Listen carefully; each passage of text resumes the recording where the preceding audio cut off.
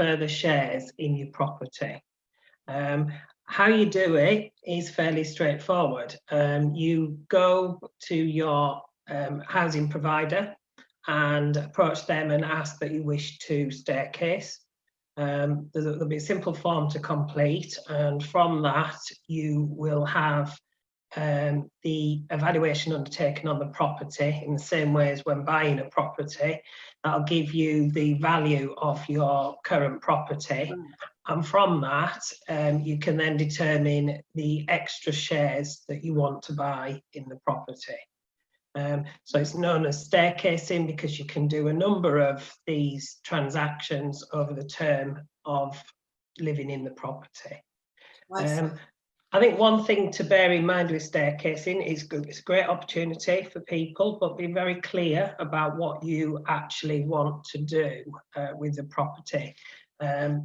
With any shared ownership, the more you own in the property, the fewer people are going to be able to afford to buy that property off you. So if you're going to staircase out and buy it 100%, you can then sell it on the open market.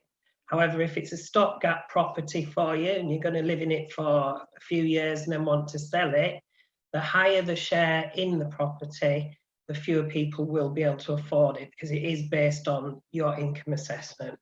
I see. So Adam, when people come to you to staircase, is it a fairly simple?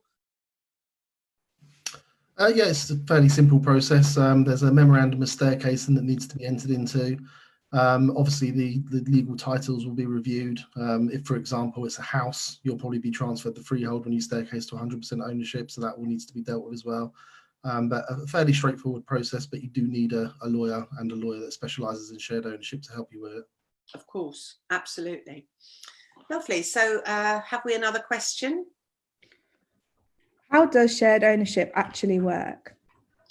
Oh, Asha, there you are. How does shared ownership work? Shared ownership is a government scheme. It's help first-time buyers get on the property ladder.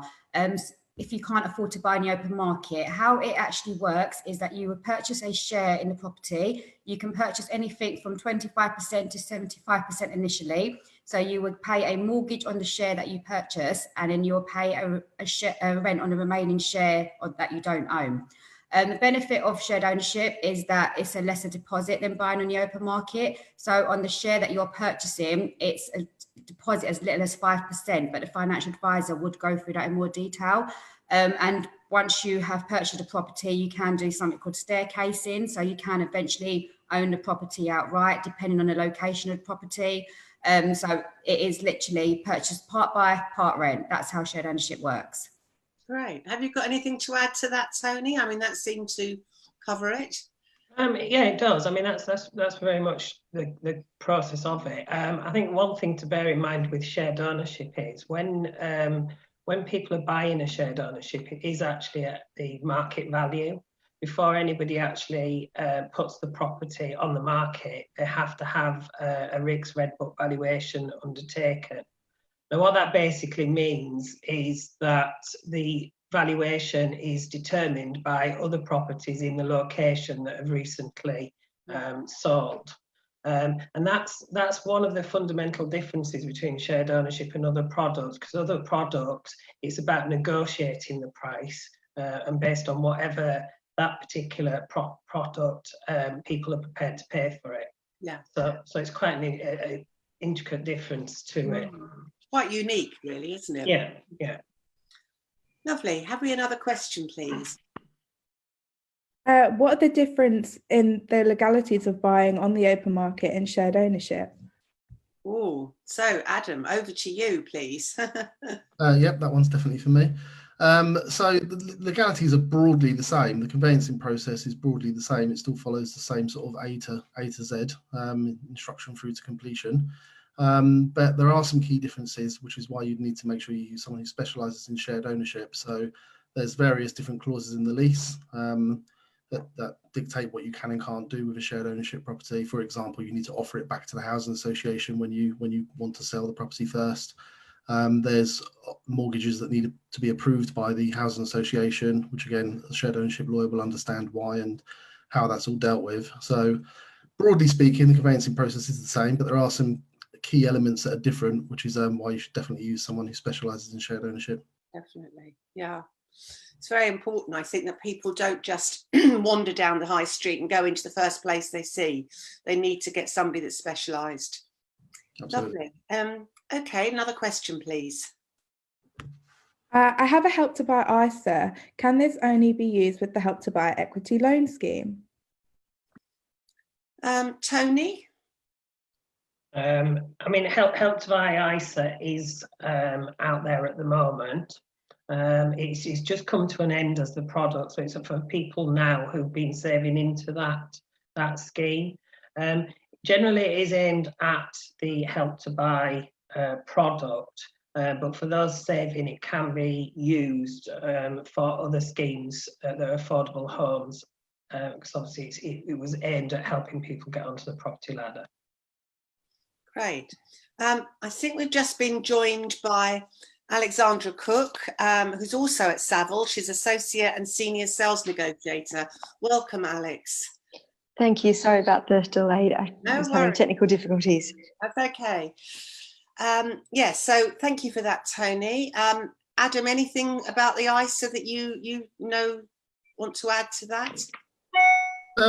Tony's covered much of it, but I mean, the answer to the actual question is that no, you don't have to use it only with a Help to Buy equity loan. It can be used for any property purchase as long as it meets certain criteria, such as the purchase price being less than £450,000 in London or £250 out of London. Right. When it comes to shared ownership, the Help to Buy ISA can get quite confusing because it's calculated, if it's a new build shared ownership, it's calculated based on the market value in the rent and how that all adds together. So the net present value of the rent, which I won't explain here because it's quite convoluted.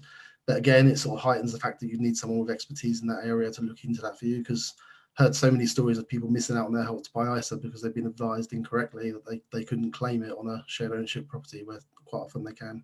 That must be devastating, mustn't it, when people miss out when they've been saving so hard, because we all know how hard it is to save, and it's that's a massive amount of money. Absolutely. Lovely, thank you. Another question, please. What is Help to Buy? Oh, okay. So we'll maybe ask Alex, what is Help to Buy? Perfect. So Help to Buy is an equity loan scheme from the government, which is helping first-time buyers get onto the property ladder. Essentially, if you have a much lower deposit, because you do know how long it takes to save for a deposit for a home, if you have a lower deposit, you can get on the property ladder sooner than otherwise. So an example of how it might work is, say you have saved £20,000. You could be looking at purchasing a property that's worth £400,000. So you have to have a minimum of 5% deposit. So that's where that 20%, where that 20K comes into it. So you put down a 5% deposit of £20,000. The government will then top up 40% of that deposit. So the government will loan you £160,000, and then the remaining 55%, or £220,000, comes from a traditional mortgage. So you essentially can afford a property that would generally might not be in reach, but you are loaning part of your deposit from the government. The first 5 years of that loan is interest free, so it's a good opportunity as well to take advantage of that. But as well, in London, you're capped up to £600,000. However, in the regions, your capping can start as little as £186,000 and varies from region to region. Right, thank you. That was very interesting. Tony, anything to add to Help to Buy? I think you just got to remember that the equity loan, so the government is giving you an equity loan, and as Alex has just said, it varies in the region slightly, but the easier to explain, the old scheme in London, it was 40% was the equity loan, and outside London was 20%. And that basis, then you need a 5% deposit of that, and then the remainder is what you would get a mortgage for, and that is the nuts of it. The interest-free period on the 20 or 40% is is interest free, as Alex has already said, for the first 5 years, and then you would start paying interest on that. I think that's really important, that people remember that they do actually have a loan, and after 5 years the interest will kick in, because I think people, you know, you forget that you've actually got this, and 5 years goes very quickly. But it's an amazing scheme, and it is working really well for a lot of the developers. Yeah. Thank you. Another question, please. I've paid a reservation fee for a shared ownership property the week before lockdown. Can I ask for it to be revalued in the current situation? Oh, that's an interesting one. Asha. At the moment, all the properties on a shared ownership property, at current market value, the RICS valuation is valid for 3 months. So at the time of point of you've made the reservation, there would have been a valid valuation of the property in place. Once after the lockdown, things are back to normality. I'm assuming housing associations will be getting up-to-date valuation, but at the moment, prices shouldn't be affected on the property, so we would just obviously advise to wait and see. But if you have placed a reservation, that is a good thing that you've placed a reservation, and we would just obviously advise and wait and see once the lockdown is finalised what the outcome will be. Oh, okay. That's interesting. I'm sure a lot of people don't really know the fact. We've never been in this situation before, so it's an unknown, isn't it, really? No, but we're hoping prices are not affected at the moment, but no one knows the answer to this, and valuations are valid for a period of 3 months. Right, okay. Tony, have you got any thoughts about how prices will be? I'm sure people are very concerned. It's an interesting one. It's a very difficult one to answer. We unfortunately haven't got a crystal ball. We don't know yet when we will start moving back to any sort of normality. No. So the general view is the longer that the lockdown continues, potentially the greater the impact on the economy. And that in return will potentially mean that some people will lose jobs, and we will go into a steeper decline into the market. Having said that, there is a massive need and a demand for property in the UK. At present, a lot of developers have actually stopped building. So this potentially could be just a short-term impact. And probably for no more than 6 months, but in that time there will be the current properties that people have been selling available, and so it's only literally just going to be slipping. So yes, you might see a slight dip for 3 months or so, but I personally, from everything that I'm reading, the indications are that the property market will not stay low for very long. Right. Well, that's very interesting. Thank you. Just to add to that, just so everyone does know that at the moment, Savills, a lot of developers and a lot of housing associations are still taking reservations.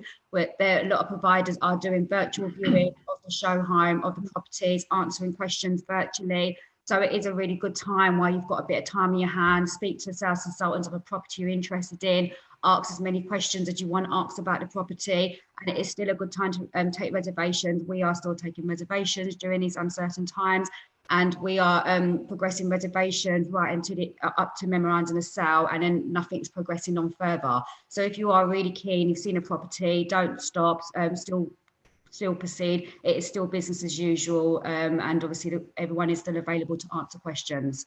No, that's really good advice, Asha. Some of these virtual tours are amazing. I mean, they are so clever, and you feel like you're actually walking in yourself. You don't realise that actually you're not physically there. So, no, I would recommend the same thing as well. Thank you. So have we another question, please? Yeah, we're getting loads online. So this one is, any suggestions to make the best of a LISA? Sorry, could you repeat that again? Yeah, are there any suggestions to make the best of a LISA, the lifetime ISA? The lifetime ISA. Ooh, so do you know anything about the lifetime ISA, Alex?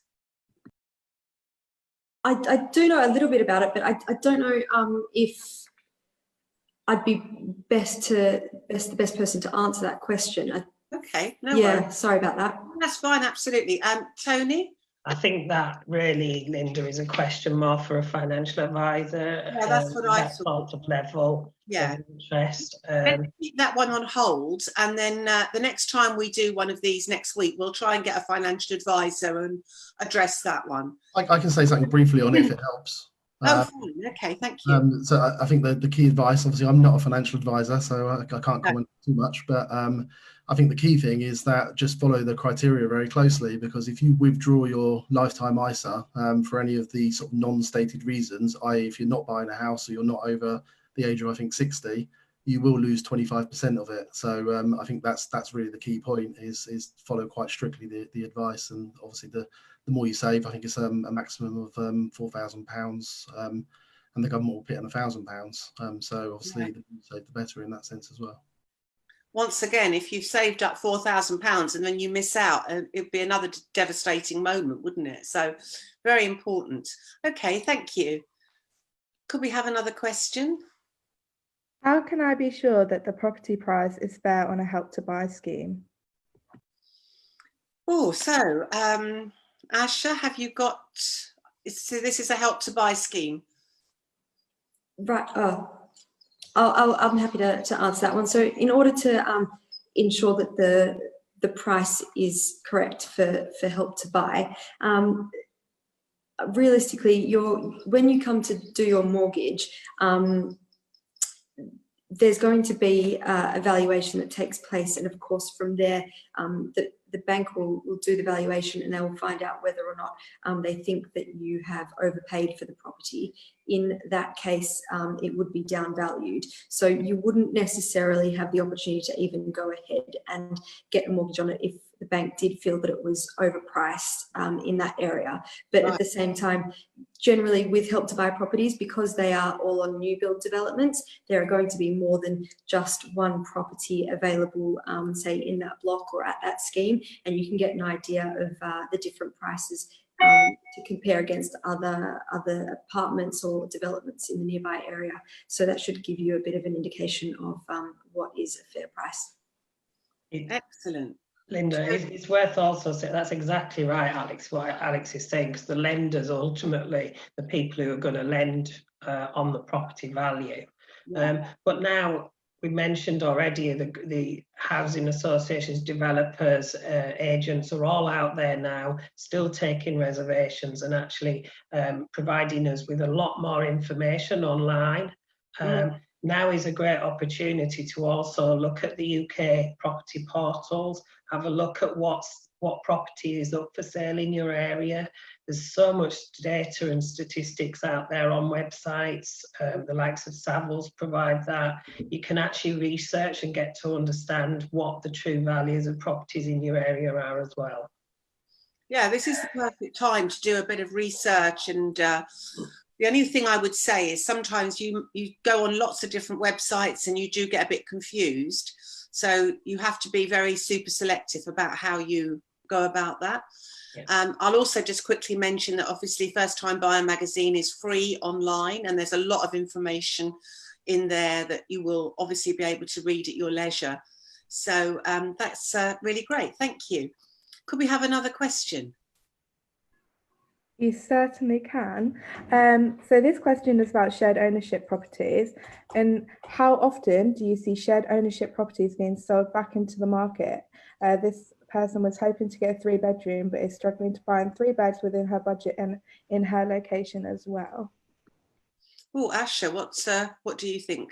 I mean, 3-bedroom properties aren't as popular in demand as obviously a 1 and 2 bedroom. So it is very rarely you do get a 3-bedroom property come up in different locations, and it all depends on the location. I mean, out of London, you've got more chances of getting maybe a 3-bedroom than you have in London itself. But properties do come back on the market, and it's the best thing to do is obviously have a look on website portals, have a look on there on a daily basis, see what comes available, speak to the housing associations. If I don't know if that person's in a shared ownership property already, because they would have to sell their property before they can actually move into a 3-bedroom, purchase another property via shared ownership. So the option is there, but I mean, 3 bedrooms aren't as popular as obviously a 1 and 2 bedroom are, but they are still 3-bedroom shared ownership properties on the market. And I mean, at Savills, we've got 3-bedroom properties. We've got them in different locations. We've got some in Kent and some in London. So if you do look on the Savills website, you will see some 3-bedroom shared ownership properties on the market. I think a lot of the 3-bedroom places are out of central London. You're not really going to find a 3-bedroom home right in the middle of central London. If you just go out a little bit and you're prepared to commute, then you're going to find a lot more availability, even family homes where, you know, you've actually then got a garden and things. Yeah. Thank you. Another question? I've heard about plans to potentially extend Help to Buy. Is that something you guys know about? So with Help to Buy at the moment, there are currently changes happening with it. As of 2021, so next year, it will become available only to first-time buyers. So at the moment, you can purchase a Help to Buy property if you've previously owned a property. You can't still own it; you have to have sold it. But as of 2021, it will be only available to first-time buyers. It is then due. The scheme is due to end in 2023. And at this point in time, there is not necessarily discussions for it to be extended, but something that will replace it. A few different ideas have been floated around. However, there's not anything at the moment that's officially been set in concrete. Whether or not it does get extended beyond 2023, we might not know that until closer to the time. But for the time being, something will hopefully replace it to enable first-time buyers getting on the ladder. Tony, have you got any thoughts on this? Because there is a lot of talking at the moment. I think that they're looking at what Help to Buy is and whether they carry on a bit or whatever. Listen, the very simple answer to this is there are talks, there are newspapers out there that have actually mentioned that people are talking to the government. That is what is being said. I don't honestly know whether that is the case. There's a lot of information being thrown around on all sorts of things at the moment, and I don't know the truth. All I can say is it has been a very popular product. It has helped an awful lot of people to buy a property, and it potentially could help with the long-term economy because housing does play, and then the building trade does play a big part in our economy in this country. Right, that's very good. Thank you so much. Do we have another question? Oh, sorry, I was muted then. We do. We have a question about the 5% deposit with the Help to Buy equity loan. So currently, banks and lenders are requiring 25 to 40% for mortgage applications. Has this changed? This might be another one to have the financial advisor, I think. We have said that, but we just thought maybe Alex might know a little bit about it. But could you just repeat the question? Sorry, Dawn. Yeah, so with regards to the Help to Buy equity loan, traditionally it was a 5% deposit, as you mentioned, but currently banks and lenders are now requiring 25 to 40% for mortgage applications. Has this changed? Sorry, Linda. Just to add on that, that's just during the current time. So at the moment, lenders are requiring higher deposits due to the uncertainty on what's going on in the current climate. But at the moment, Help to Buy has always been a 5% deposit. So we're hoping that once we come out of lockdown, everything should revert back to normal. Again, as Tony said earlier, no one knows the answer on when the lockdown will finish. But at the Help to Buy is normally a 5% deposit. Yeah. That what the aim should be. Yeah, and hopefully the banks and the people that lend money will revert back to what it always was. I'm sure they want to. Yeah, I think. Can I just add to that as well? I think what the person who's asked the question there is getting at is that lenders are now asking for 75% loan to value. Well, actually, with Help to Buy, it still is a 75% loan to value because the equity loan being 20%,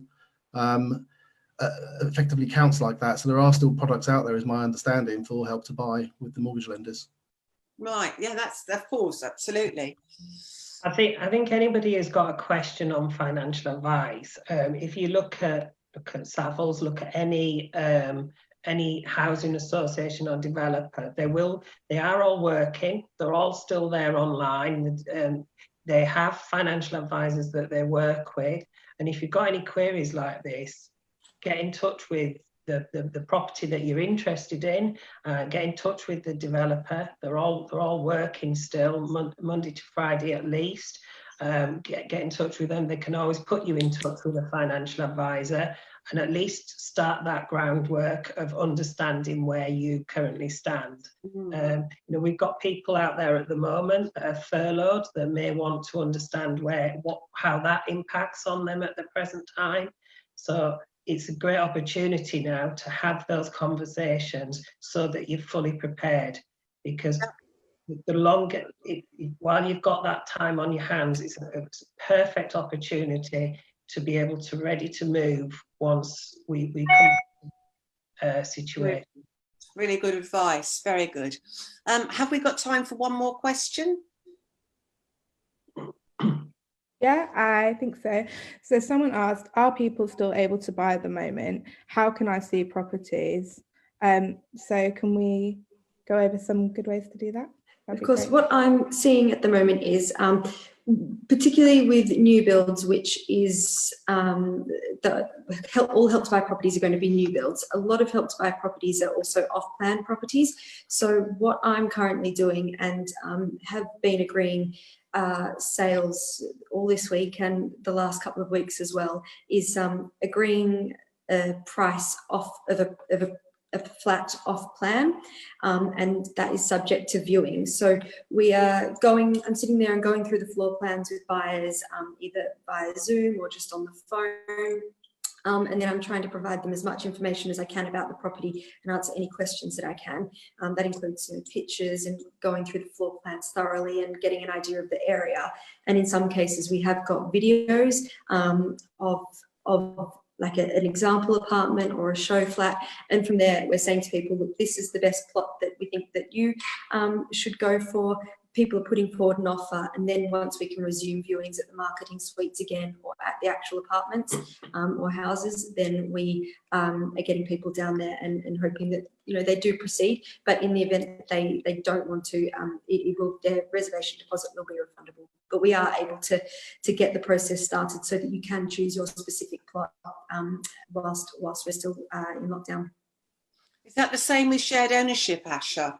Yeah, my advice to everyone at the moment, during obviously while being in lockdown, do your research, have a look on website portals. Savills have got a website portal. There's also for first-time buyers, Share to Buy and property booking. And if you have a look on them website portals, they will explain to you how the process works. They will also list all the properties. All the different areas of properties are available. When you find a property that you're quite interested in with regards to location, there'll be details on the housing association, the developers' details. Do give them a call. Every housing association developers all doing virtual viewings, so speak to them directly. At Savills itself, we are all doing virtual viewings on all our properties. We've got an online chat available where sales consultants are speaking to buyers. Any contacts made, we're speaking to buyers. We're booking in virtual appointments. We're even FaceTiming applicants if they've got questions, running through floor plans, running through individual prices. So this is the best time where you can get that individual one-to-one kind of questions and answers opportunity. We are Savills as a business are still taking reservations at the moment off plan. We're still speaking with financial advisors. We're getting applicants to make sure they're liaising with the financial advisors, getting all their financials in place. So it's a great opportunity. Utilize this time and just ask a question, make your plans, and just utilize this opportunity. So once everything is back to normality, you then know what your next steps are, and you can then focus on other stuff instead of worrying about, I wish I'd asked this question. So definitely utilize the time that you've got now. Lovely, thank you, Asha. But I think we'll end with you, Adam.